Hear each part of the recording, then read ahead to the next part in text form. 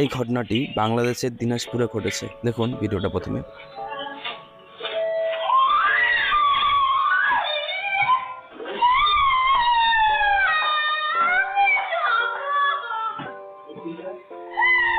এই ছেলের কি অবস্থা হয়েছে দেখুন তো একবার, দেখুন তার কি অবস্থা হয়েছে। কি মাকে ধরছিস? ফালতু ছেলে, একটা ছোট বাচ্চার সাথে এরকম করতে তোর লজ্জা লাগেনি? আবার মাকে ধরছিস? আমাকে বাঁচান ভাইয়া, তোকে বাঁচানোর জন্য তোর কাছে বহু টাকা আছে ভাই, আপনি তোকে বাঁচাবে, তোকে থাম, খালি আসুক। আপু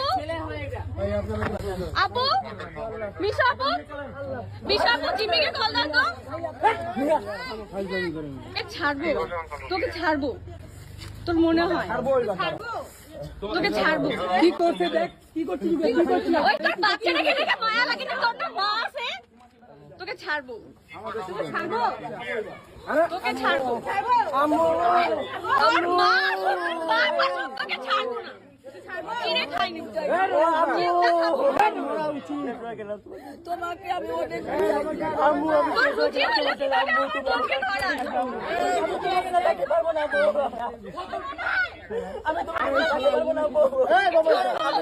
আপনি সরেন, আপনি সরেন, আপনি সরেন, আপনি যদি মহিলা হয়ে থাকেন ওখান থেকে সরেন। ওকে ছাড়বো মানে?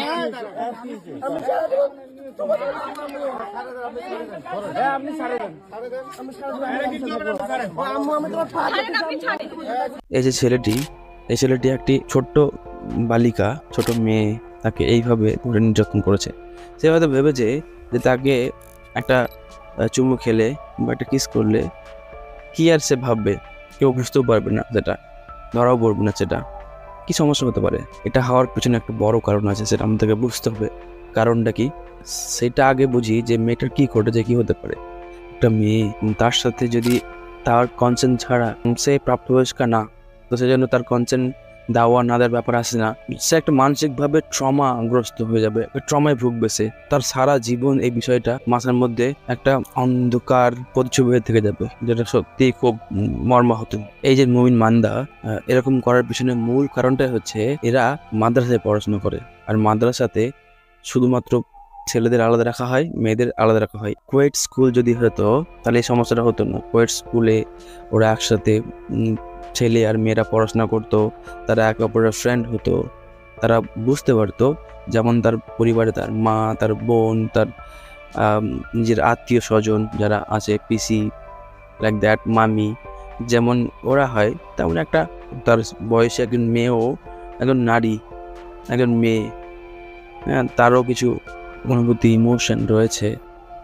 তারা অন্য কোনো গ্রহ থেকে আসা কিছু নয়। তো তারা এই শিক্ষা ব্যবস্থা, সাউথ এশিয়ার দেশগুলো, বাংলাদেশে আর ভারতবর্ষ দেশে এই সমস্ত জিনিস খুবই নর্মাল ব্যাপার। এটা হবে, এটা ঘটবে। এই সমাজে বসবাস করলে এটা আমাদেরকে মেনে নিতে হবে, নাকি এর বিরুদ্ধে গর্জে উঠতে হবে? It's depend on you, right? আমি তো এগুলো সহ্য করবো না, আমি এগুলোর বিরুদ্ধে লেখালেখি করবো, এগুলোর বিরুদ্ধে আওয়াজ তুলবো, আর দরকার পড়লে আইনত অ্যাকশন আমি নিব। প্রত্যেকটাকে ধরে ধরে ধরে তার ব্যবস্থা নিব।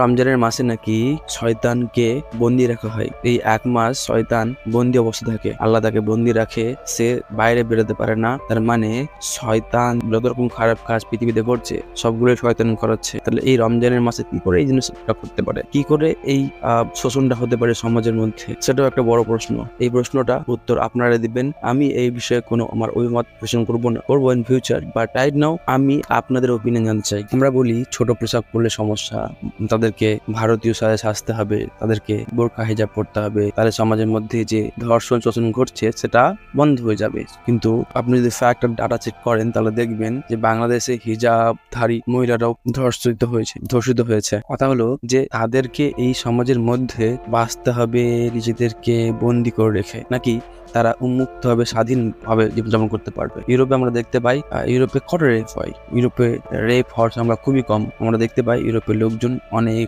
আধুনিক আর সভ্য হয়ে উঠেছে। আমাদেরকে সেই রকম একটা সভ্য সমাজ বানাতে হবে। আমি বলছি না সব ইউরোপের দেশগুলো অনেক সভ্য, বাট অনেকগুলো দেশ এখন ইউরোপে আমরা দেখতে পাচ্ছি যেখানে এখন সভ্যতার শিখরে তারা রয়েছে। যেটা দেখে আমাদেরকে শিখতে হবে, আমাদেরকে পরিবর্তন হতে হবে। প্লিজ এখানে ধর্মকে গুরুত্ব না দিয়ে এখানে যদি আমরা আমাদের মানবিক বোধ, মূল্যবোধকে বেশি গুরুত্ব দিই তাহলে কি বেশি ভালো হয় না? আমার কাছে, আপনাদের কাছে অনেক অনেক হাত জোর করে আমি আগ্রহ করছি, প্লিজ প্লিজ প্লিজ, ধর্ম হচ্ছে একান্তই ব্যক্তিগত বিষয়। ধর্ম কি পালন করছেন না পালন করছেন সেটা আপনি ছাড়া আর দ্বিতীয় কেউ জানতে যেতে না পারে। আপনি শুধু আপনার মানবিক মূল্যবোধ দিয়ে, নৈতিকতা দিয়ে, যুক্তি, তত্ত্ব, বিবেক, তত্ত্বপাত্র দিয়ে বিচার করে আপনি সমাজের মধ্যে যে খারাপ কাজটা হচ্ছে তার বিরুদ্ধে লড়ুন। আর এই সমাজকে সুষ্ঠু সমাজ বানানোর দায়িত্ব আমাদের। প্লিজ এই সমস্ত জিনিসকে কোনোভাবেই ধর্মের পিছনে, ধর্মের নামে কোনো এই জিনিসগুলোকে লুকিয়ে রাখা যাবে না।